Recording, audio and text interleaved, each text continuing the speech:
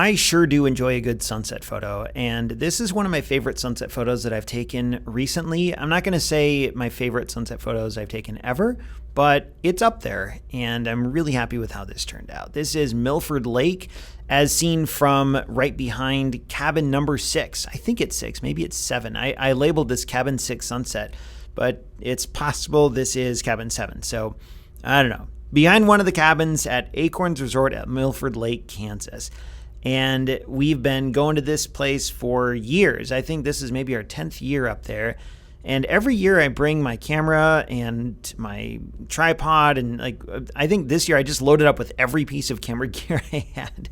And I didn't even know what I wanted to take a picture of. Most of the time I just used my Fuji X100F and took pictures of family because I don't know, I don't want to spend all my time off in the woods taking photos. I just want to be around family.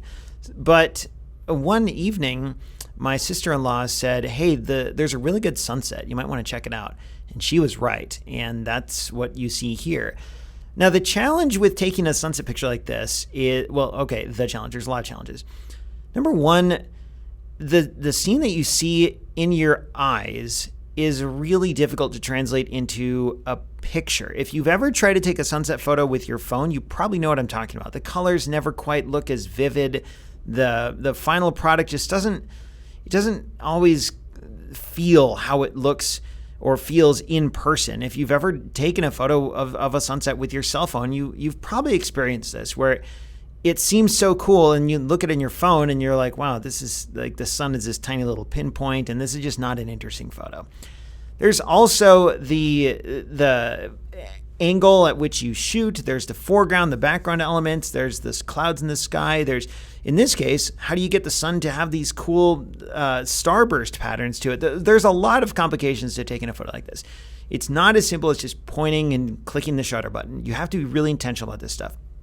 So for this photo, I used my Nikon D750 and a tripod, of course, and I used my 10-stop ND filter. And you've probably seen some example photos or some other photos I've taken this past several months with that ND filter. And this is a great opportunity to use it, because if you have a water scene, like in this case, there's a lake, and you want to smooth that water out, you need an ND filter.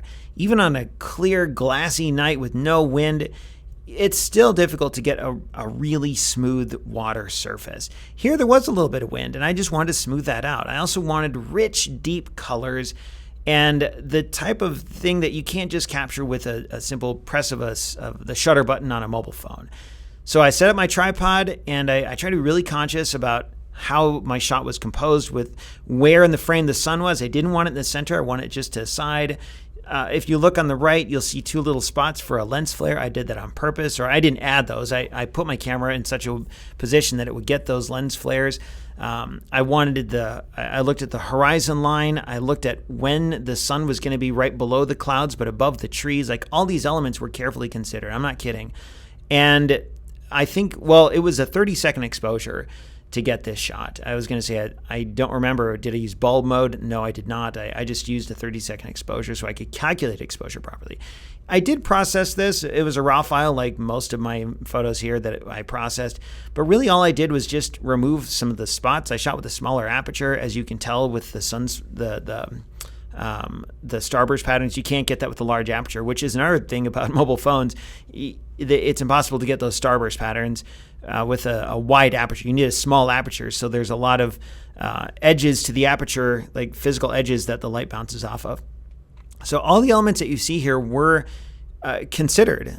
This wasn't an accident. This is an intentional photo, and it happened after years of practice. And it's really cool to be able to make the final product look and feel how it looked and felt at the time. And I think that's what I accomplished here.